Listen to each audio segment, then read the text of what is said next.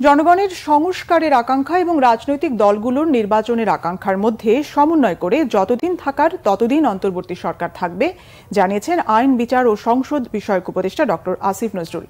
সকালে সচিবালয়ে সাংবাদিকদের প্রশ্নের জবাবে একথা জানান তিনি। এই সরকারের মেয়াদের বিষয় জানতে চাইলে উপদেষ্টা বলেন, মেয়াদের ব্যাপারে এখনো কোনো কথা হয়নি। রাজনৈতিক দলগুলোর প্রত্যাশা থাকবে যত তাড়াতাড়ি সম্ভব নির্বাচন। তিনি আরো বলেন, দেশের সাধারণ মানুষের যে সংস্কার আকাঙ্ক্ষা সেখান থেকে প্রত্যাশা থাকবে এই সরকার যেন জরুরি কিছু সংস্কার করে যায়। আসিফ নজরুল বলেন, অতীতে পুলিশ, বিচার বিভাগ, দুর্নীতি দমন কমিশন, পাবলিক বিশ্ববিদ্যালয় সহ বিভিন্ন রাষ্ট্রীয় প্রতিষ্ঠানকে জনগণকে নির্যাতনের অস্ত্র হিসেবে ব্যবহারের চেষ্টা করা হয়েছে। এগুলো সংস্কারের আকাঙ্ক্ষা মানুষের আছে। সংস্কারের আকাঙ্ক্ষা ও নতুন নির্বাচনের আকাঙ্ক্ষার মধ্যে সমন্বয় করে যতদিন থাকার দরকার ততদিন এই সরকার থাকবে। ইতিমধ্যেই ওনার পদত্যাগের ব্যাপারে দাবি উঠেছিল।